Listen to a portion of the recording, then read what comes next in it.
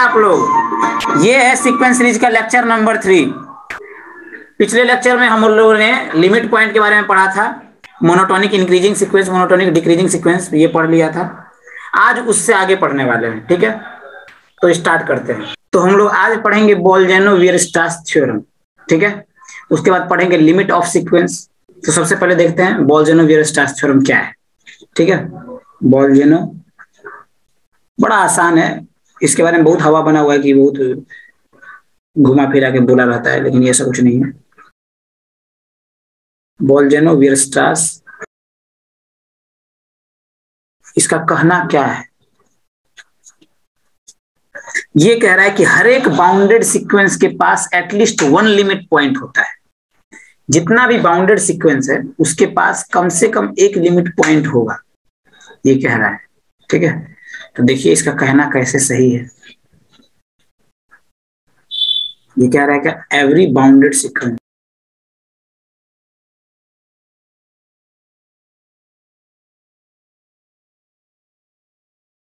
ये थ्योरम कहता है कि हर एक बाउंडेड सीक्वेंस के पास, हर एक बाउंडेड सीक्वेंस के पास मतलब जिसके पास स्मॉल m हो और कैपिटल M हो, ठीक है, जो सीक्वेंस बाउंडेड हो, जो सीक्वेंस बाउंडेड हो उसके पास एटलीस्ट वन लिमिट पॉइंट होगा। तो क्या इसका कहना सही है?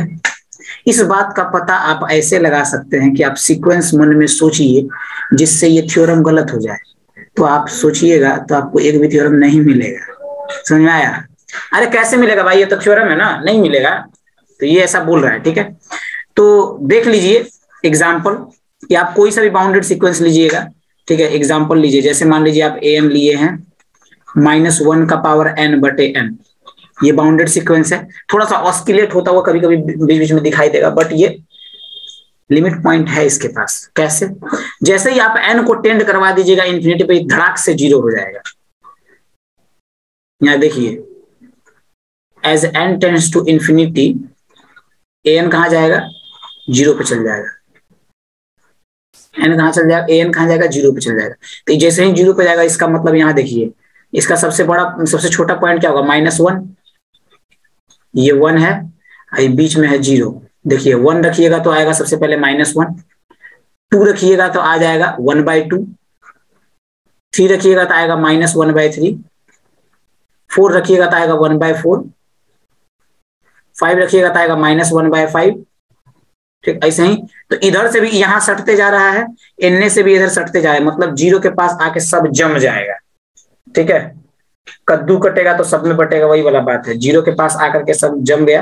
तो यहाँ पर जैसे ही आप एक इंटरवल बनाइएगा तो यहाँ पर इनफाइनाइट नंबर ऑफ सीक्वेंस हो जाएंगे, यहाँ पर इनफाइनाइट नंबर ऑफ सीक्वेंस होंगे।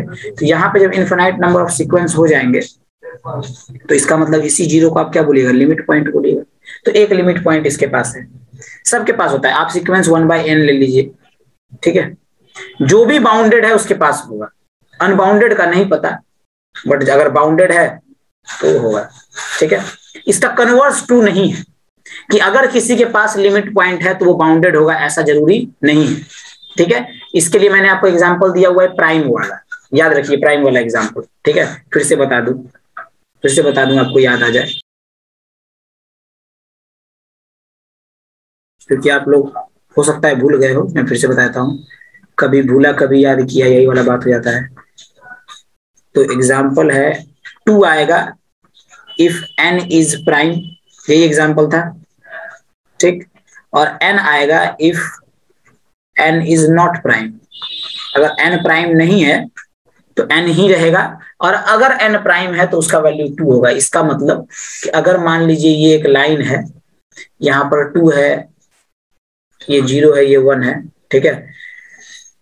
तो a1 ये हो जाएगा, a1, a2 ये होगा, a3 भी यही होगा, a5 भी यही होगा, ठीक है। ऐसे जितना a7 यही होगा, बट a4 ये हो जाएगा 4, इसको 3 मान लीजिए, इसको 4, तो ये हो जाएगा a4, ठीक है। इसको 6 मानिएगा अगर तो ये हो जाएगा a6, इसको अगर 8 मानिएगा तो ये हो जाएगा आपका a8, ठीक है, ऐसे वैल्यू आएगा। तो बहुत सारा टर्म कहाँ पे आ रहा है, यहाँ पर आ रहा है, बहुत सारा टर्म यहाँ पे आएगा, जितना भी प्राइम वाला टर्म है सब यहीं पे जम जाएगा। तो यहाँ पर प्राइम नंबर कितना, बहुत सारा, ढेर सारा है। ठीक है, तो ये 2 का हम लोग अगर इंटरवल बनाएंगे, 2 का नेबरहुड लेंगे, तो उसमें infinite number of members sequence के आ रहे हैं, इसी वजह से 2 लिमिट पॉइंट हो जाएगा।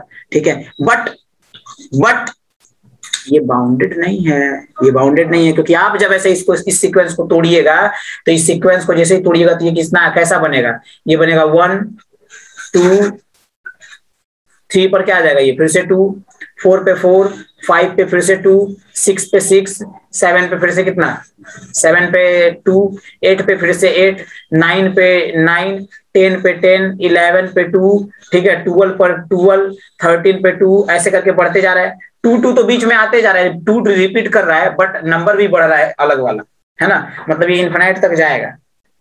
आगे समझ में, इसका मतलब ये सीक्वेंस अनबाउंडेड है, तो कन्वर्स इसका ट्रू नहीं है। तो यहां पर लिख लीजिए, converse is need not be true. ठीक है,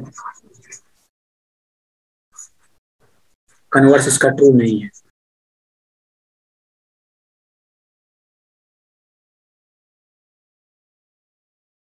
नहीं पिस्टा रहेगा, converse need not be true, converse true नहीं है। ठीक, आगे बढ़े, यही है बोल्जन-वीयरस्ट्रास थ्योरम, और कुछ नहीं है। अब देखिए, इसका प्रूफ बताने वाला नहीं हूं मैं, क्योंकि प्रूफ आपको बीएससी मैथ ऑनर्स आप कर रहे हैं, आपको प्रूफ वहां पर भर भर के, ठीक है, आपको कॉम्पिटिटिव एग्जाम का तैयारी करना है, स्टेटमेंट जानिए क्या यूज है इसका क्वेश्चन में, ये क्वेश्चन में कैसे अप्लाई होगा, बस इतना से जानिए, बात खत्म। ठीक है, एक्चुअल में कॉम्पिटिटिव एग्जाम का तैयारी करने का यही मतलब होता है, ये नहीं कि आप इसका ये कैसे हो गया, ये दिस दैट, ये नहीं। ये अगर आपको जानना है तो बस बीएससी मैथ ऑनर्स आप लिए हुए हैं तो उसमें जाकर के प्रूफ जानिए उसमें। ठीक है,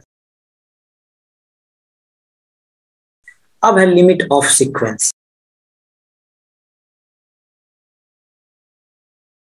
लिमिट ऑफ सीक्वेंस, ठीक है, तो लिमिट ऑफ सीक्वेंस ये आपको पता है, कुछ नहीं होता है, लिमिट एन टेंस टू, अब जिस पर भी जाइए, ठीक है, इन्फिनिटी, जीरो, जिस पर भी जाने का होगा ये जाएगा। मान लीजिए अगर इन्फिनिटी पे जा रहा है ये, लिमिट इतना इज इक्वल्स टू कुछ भी आए समथिंग, यहाँ पे जो कुछ भी होगा यही limit of sequence. Limit n tends to infinity n, कोई दिक्कत मतलब यही होता है, limit n tends to infinity, तो ये आ गया आपके पास। ठीक है, और कुछ नहीं होता है, लिमिट बस इतना सही है। आप ये लिमिट में वो वाला में मत फंसाइए कि ये एन कोई सीक्वेंस है तो इसका लिमिट अगर एल है तो इसका mod less than epsilon for all n is greater than M, and यहां पर लिखा रहेगा for all n and M belongs to natural number, ये सब नहीं। डायरेक्ट ये जानिए लिमिट ये होता है, ये सब में से एक दो क्वेश्चन पूछ देगा और इसमें आपको कुछ आने जाने वाला है नहीं, बन तो जाएगा ही, इसमें कुछ है नहीं कि आपका यहाँ पर एन किससे बिलोंग कर, एन आपका रहेगा किसमें, एल माइनस एप्सिलॉन से लेकर के एल प्लस एप्सिलॉन के बीच में लाई करेगा ये। ठीक है, इसका मतलब बस इतना सही होता है। ठीक है, इतना सही है, एन इसमें होगा, तो ये कुछ बहुत ज्यादा चीज है नहीं, बट आपका मैक्सिमम क्वेश्चन इसी से हो जाएगा। आपको बस इसमें बोल बोल के आपको उलझाया हुआ रहता है, आपका भी दिमाग पूरा भरा पड़ा है कि बाप रे ये क्या होता है, अरे बाप रे बाप, ये याद रखिए। ठीक है, उसमें मत फंसिए, बेकार में जो क्वेश्चन होने का है वो भी नहीं होगा और टाइम भी चल जाएगा। ठीक है, इसको जितना पढ़ लिए एप्सिलॉन वाला उतना आपके लिए सफिशिएंट है, ये पढ़िए, ये ज्यादा इंपॉर्टेंट है। ठीक है, इससे काम होगा आपका। तो देखिए क्या कह रहा है, limit of the sequence n is limit n tends to infinity. बस आपको सीक्वेंस दिया हुआ है, एन टेंस टू इन्फिनिटी लगाइए, लिमिट उसका फाइंड हो जाएगा। लिमिट फाइंड हो गया, बन गया क्वेश्चन। ठीक है ना, क्वेश्चन बनाना है आपको बस। अब कुछ रिजल्ट्स है, वो रिजल्ट देख लीजिए, मैं रिजल्ट बता देता हूं। ठीक है, कुछ रिजल्ट्स है, देखिए एक सीक्वेंस के पास एक से ज्यादा लिमिट नहीं हो सकता। अगर सीक्वेंस बाउंडेड है तो ही उसके पास लिमिट होगा, सीक्वेंस बाउंडेड है तो ही उसके पास लिमिट होगा। लिमिट पॉइंट की बात नहीं कर रहा हूं मैं, बोलजेनो स्ट्रक्चर नहीं बता रहा, ठीक है। मैं बोल रहा हूं कि सीक्वेंस अगर बाउंडेड है तो ही उसके पास लिमिट होता है।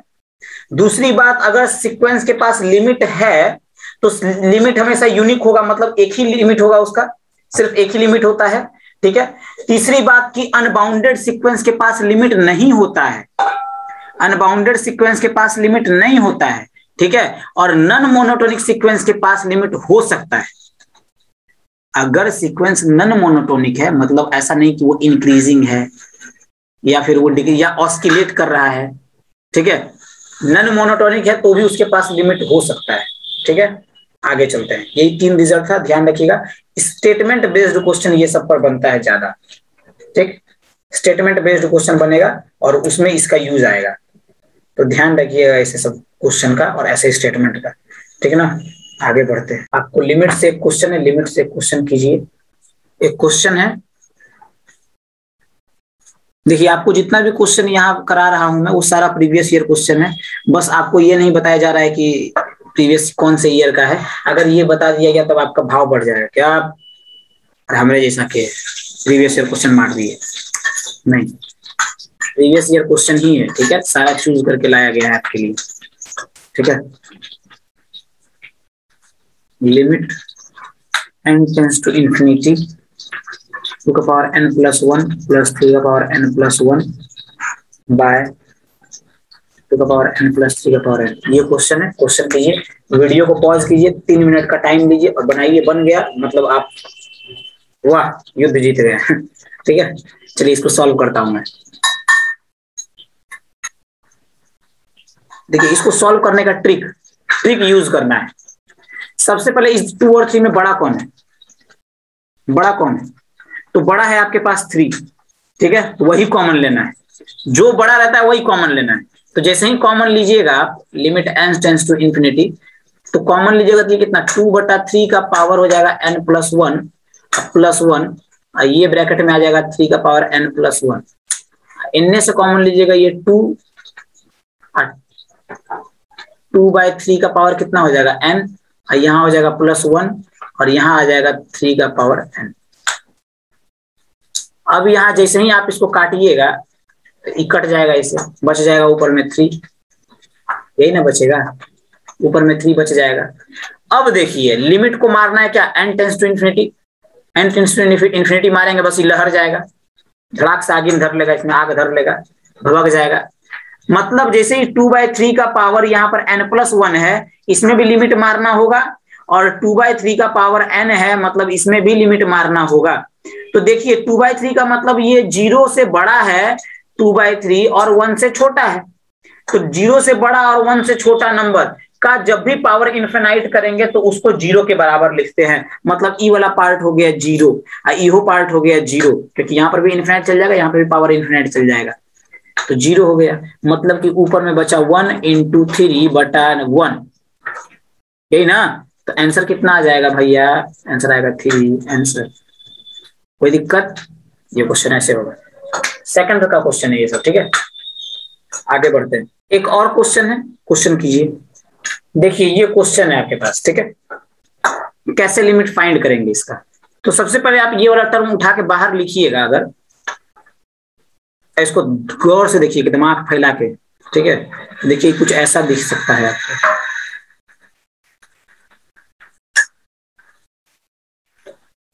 कुछ ऐसा दिखेगा, √6 माइनस √3 से ऊपर नीचे मल्टीप्लाई कर दीजिए। जैसे ही ऐसे कीजिएगा इसको तो ये हो जाएगा आपका √6 माइनस √3/6 माइनस 3, मतलब ये आ गया √6 माइनस √3/3, क्या यही ना, यही आएगा। नीचे का 3 बच जा रहा है। तो अब देखिए इसको जैसे ही आप तोड़ते जाइएगा तो ये √6 बट इसको ऐसे तोड़ दिएगा तो ये क्या हो जाएगा √6/3 माइनस √3/3, ऐसा आएगा, ऐसा ही आएगा। सबको लिख सकते हैं ऐसे ही हम लोग पलट पलट के सबको लिख सकते हैं। तो लिखिए, इंतजार किस बात की, ठीक है। इसको limit n tends to infinity रहने दीजिए, 1/√n भी रहने दीजिए, काहे इसको भड़काइएगा। इसको लिखिए तो ये क्या लिखाएगा, √6/√3 माइनस √3/3।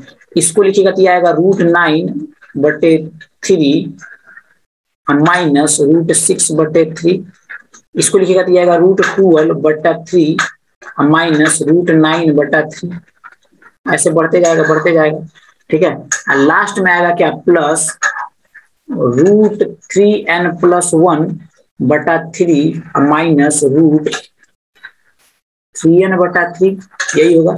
इस सबको ऐसे ब्रैकेट में डालिए, जैसे ही थोड़ा सा पता चल जाएगा आपको कि कौन सा कट रहा है, मतलब एक पैटर्न पता चल जाएगा कटने का, ठीक है। ऐसे ब्रैकेट में डाल दीजिए। देखिए इस ब्रैकेट का ये और ये खत्म हो गया, फर्स्ट वाला बचा है, ठीक है।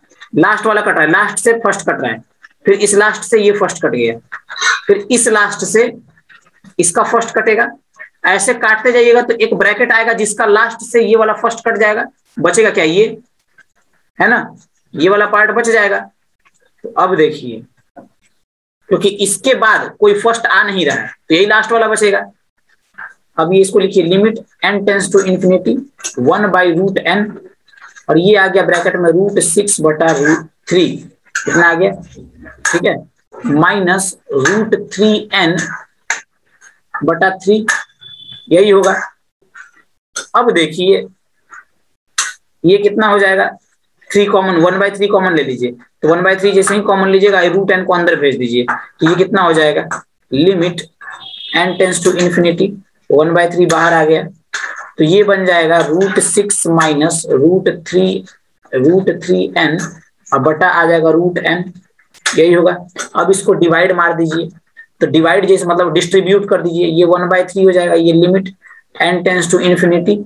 अब इसको जैसे सॉल्व कीजिएगा तो ये हो जाएगा √6/√n, अब माइनस ये हो जाएगा √3n/√n, यही होगा, ठीक। अब इसको सॉल्व कीजिए तो ये कितना हो जाएगा, 1/3 limit n tends to infinity, ये हो जाएगा √6/√n माइनस इसको लिख सकते हैं √3 × √n/√n, यही लिख सकते हैं। ये खत्म हो गया ना, तो यहाँ क्या बचेगा, यहाँ क्या बचेगा, 1/3। अब इसको n टेंस टू इंफिनिटी भेज दीजिए, तो ये जब n इंफिनिटी पर जाएगा तो √6 वाले को क्या कर देगा, 0 कर देगा, मतलब यहाँ क्या बचा, माइनस √3 बचा। मतलब इसको जैसे ही कटाइएगा तो यहाँ रूट चढ़ जाएगा, तो कितना हो जाएगा, 1/√3 माइनस 1/√3, आंसर आ गया समझ में। ऐसे बनेगा, आसान है, बिल्कुल आसान है, तनियो जान नहीं है, ठीक है, ऐसे ही बनाना है इसको। आगे चलते हैं। अब आता है कन्वर्जेंट सीक्वेंस। अब क्या आता है, कन्वर्जेंट सीक्वेंस, ठीक है। कन्वर्जेंट सीक्वेंस का मतलब क्या होता है, आप लोग 10th क्लास में अगर आपको थोड़ा भी याद हो साइंस में, कि फिजिक्स में रे कन्वर्ज करती थी जिस पॉइंट पर, मिरर से टकरा करके जब रे जिस पॉइंट पर कन्वर्ज करती थी, कन्वर्ज वर्ड पे फोकस कीजिए, कन्वर्ज करती मतलब जहां पर मिलती थी उसको फोकस कहते थे, ठीक है। तो इसका मतलब यहाँ पर कन्वर्ज का मतलब यह नंबर सब कन्वर्ज होगा, जितना भी नंबर है वो सारा क्या होगा, कन्वर्ज होगा। तो जहां पर नंबर कन्वर्ज करेगा वही कन्वर्जेंट हो जाएगा, वहीं पर सीक्वेंस क्या हो जाएगा, कन्वर्जेंट हो जाएगा, ठीक है। सीक्वेंस वहीं पर कन्वर्जेंट हो जाएगा, कन्वर्ज कर गया जहां पर, मतलब जहां पर नंबर का बहुत सारा जमाव होने लगे, जैसे मान लीजिए यहाँ पर एक कोई पॉइंट 0 है, यहाँ पर बहुत सारा नंबर आने लगे, बहुत सारा नंबर आने लगे, मतलब नंबर कन्वर्ज होने लगा इसी जगह, तो इसका मतलब ये कन्वर्जेंट हो गया, यहाँ पर सीक्वेंस यहीं पर कन्वर्ज कर रहा है, इस तरह से इसको कहा जाएगा। समझ में आ गया। आगे बढ़ते हैं, इसके बारे में थोड़ा पढ़ लेते हैं। पहले तो थोड़ा सा माइंड में पिक्चर बनना चाहिए, अगर आप पढ़ रहे हैं तो माथा में थोड़ा दिमाग में पिक्चर बनना चाहिए कि वो नंबर सब कन्वर्ज कर रहा है क्या, कहीं पर एक जगह कहीं पर सारा नंबर जगह जमा हो रहा है क्या, ठीक है।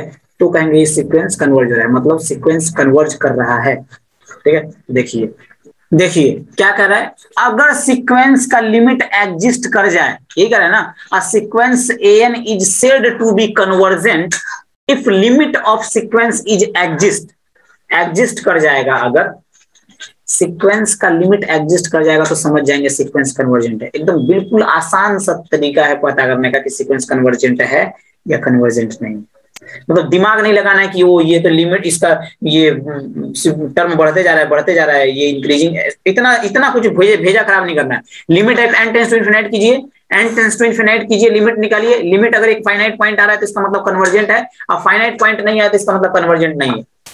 फाइनाइट पॉइंट का मतलब एक फाइनाइट नंबर लिमिट आता है तो समझ लीजिए कि सीक्वेंस कन्वर्जेंट है, नहीं तो कन्वर्जेंट नहीं है। एकदम आसान है, कुछ नहीं है। देखिए एग्जांपल देखिए, मान लीजिए आप an ले रहे हैं और ये है -1 का पावर है, मार दीजिएगा इसमें लिमिट इन्फिनिटी तो लहर जाएगा, धड़ाक से भगभगा जाएगा, लेकिन भगभगाएगा तो दो तरह से भगभगाएगा, मतलब दो तरह से लिमिट इसका फेंकेगा।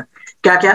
एक तो आ जाएगा इसका 1, एक आ जाएगा -1, यही होगा ना। जब इवन कीजिएगा तो 1 आ जाएगा, ऑड कीजिएगा तो -1 आ जाएगा।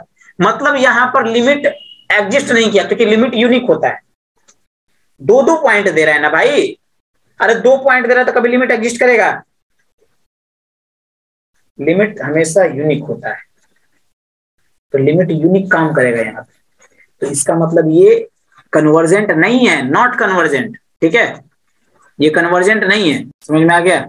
अब अगर मैं एक और एग्जांपल दे दूं, bn अगर आपके पास एक सीक्वेंस है 1/n, मार दिए इसको n टेंड्स टू इनफिनिटी मारिए, इसमें क्या चल जाएगा? ये 0 चल जाएगा, 0 चल जाएगा ना। अभी यही मैं बोल रहा था कि अगर एक पॉइंट 0 है, यहाँ पर क्या बहुत सारा नंबर आने लगेगा कि नहीं आने लगेगा? यहाँ पर बहुत सारा नंबर आने लगेगा, मतलब कि सीक्वेंस कन्वर्ज कर रहा है इस 0 पर, 0 पर कन्वर्ज कर रहा है, तो यही इसका लिमिट पॉइंट हो जाएगा। जहां पर सीक्वेंस कन्वर्ज करने लगे वही सीक्वेंस का लिमिट होता है, ठीक है। और अगर वो यूनिक हो तब, अगर यूनिक पॉइंट पर सीक्वेंस के सारे टर्म मिलने लगे, अगर यूनिक पॉइंट पर सीक्वेंस के सारे टर्म मिलने लगे तो उसी पॉइंट को लिमिट कहते हैं, उसी पॉइंट को लिमिट कहते हैं। समझ में आ गया?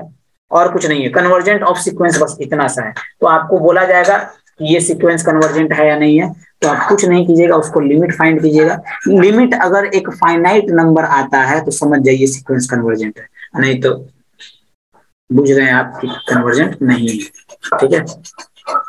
अब देखिए यहाँ पर कुछ रिजल्ट है, कुछ रिजल्ट मैं बता दूंगा आपको। देखिए एक सीक्वेंस, यही ना, अभी यही सब बात बोल रहा था मैं अभी। अगर एक सीक्वेंस कन्वर्जेंट है, सीक्वेंस कन्वर्जेंट है, एक सीक्वेंस कन्वर्जेंट है अगर इसका लिमिट यूनिक हो, यूनिक हो। समझ में आ गया? यही बात बोल रहा था मैं अभी। फिर यहाँ पर क्या है, if any sequence an contain more than 1 limit, अगर किसी सीक्वेंस के पास मोर देन 1 लिमिट है, मतलब मोर देन 1 लिमिट तो हो ही सकता है, अगर मोर देन 1 लिमिट हुआ तो वो लिमिट नहीं बनेगा, ठीक है। मतलब एक से ज्यादा अगर लिमिट आ रहा है, ठीक है, समझ लीजिए सीक्वेंस कन्वर्जेंट नहीं है। मोर देन 1 लिमिट पॉइंट बोल दीजिए इसको, ठीक है, सॉरी यहाँ लिमिट में बोल रहा हूँ, मोर देन 1 लिमिट पॉइंट। अगर किसी सीक्वेंस के पास एक से ज्यादा लिमिट पॉइंट है तो समझ जाइए सीक्वेंस कन्वर्जेंट नहीं है। सॉरी यहाँ पे से एडिट करते थोड़ा सा, तो कितना इसका थोड़ा पहले देखिए, अगर यहाँ क्या कह रहा है, अगर sequence an more than 1 limit, एक से ज्यादा लिमिट रखता है तो सीक्वेंस कन्वर्जेंट नहीं है। यही बात अभी मैं कुछ देर पहले भी बोल रहा था, ठीक है।